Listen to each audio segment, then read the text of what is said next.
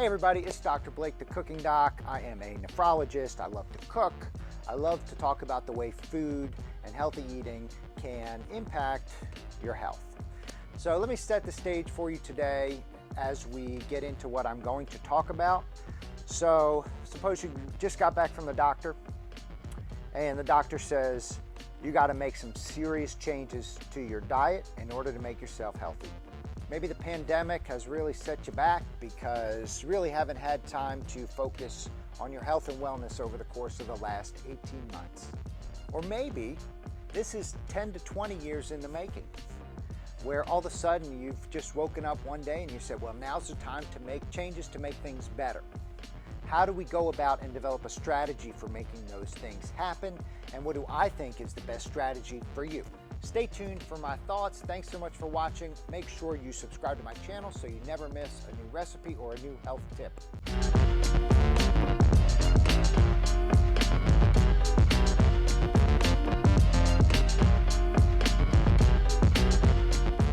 Now, it's important to remember that everybody is different. So for a lot of people, it doesn't work to just kind of cut things off cold turkey or to just all of a sudden start exercising every day when you haven't had good health habits for the last year or 5 years or 10 years. There are a few people that can just all of a sudden turn the light switch on and go, and some of them can keep those changes forever, but I am a big believer in slow and steady changes that you can make that will set you up for success. The way I think about it is, first of all, for a lot of us, unhealthy habits are not something that have just developed. These are things that have been going on since we were a child, or maybe since we got in our 20s and life changed and we were unable to continue the healthy habits that we had developed up until then. So these are things that are baked into our daily life. You wake up in the morning, you go to work, and you stop by the fast food for a bacon, egg, and cheese on the way. You've been doing that forever. That's your routine. That gets you through the day. You love that. Or maybe you go out to lunch, and just by default, what do you want to drink? Sweet tea, Coke. You go by Starbucks, and it's not a black coffee that you order, but it's a double whipped Frappuccino with extra chocolate. I don't know if that's even a thing, but you know what I'm saying. You get in these habits where you do things for a long time, a specific way, and they're not healthy habits. And these are things that have built up over the course of many, many years, many times. So I believe in a strategy where you can take a lot of time to cut these unhealthy habits out and work healthy habits in to your daily life. And I think that's a way to make sustainable changes. So maybe that is not stopping by fast food for breakfast, bacon, egg, and cheese on your way to work. Maybe you start with cutting out on Mondays. On Mondays, you make oatmeal for breakfast, okay?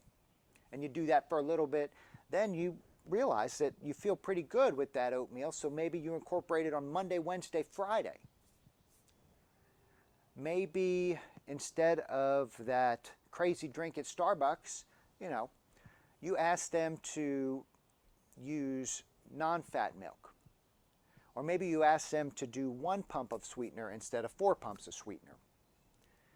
Little changes, and over time you'll realize that you not only feel better when you make healthier choices, but that it becomes second nature to you and becomes part of your daily routine. When I started running in my mid-30s, my wife taught me to run. I'd always been a terrible runner. I always hated running. And she told me that I was running too fast. So the reason that I hated it was because I would go from no running to trying to run too fast because I thought that's what I needed to do to keep myself healthy. So I started off slowly.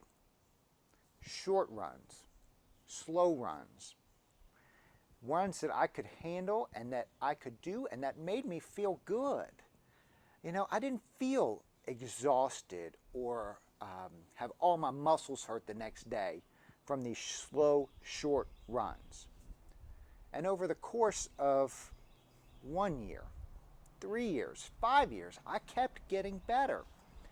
My running stamina improved. I could run longer and longer and longer, and I could do it in an enjoyable manner, in a sustainable manner. And here I am now 10 years later, and I still love to run. And you can apply that same thing to your own lifestyle, specifically to your healthy eating habits. So making slow, sustainable changes in your diet, understanding how you feel when you make those changes, setting yourself up for success is key.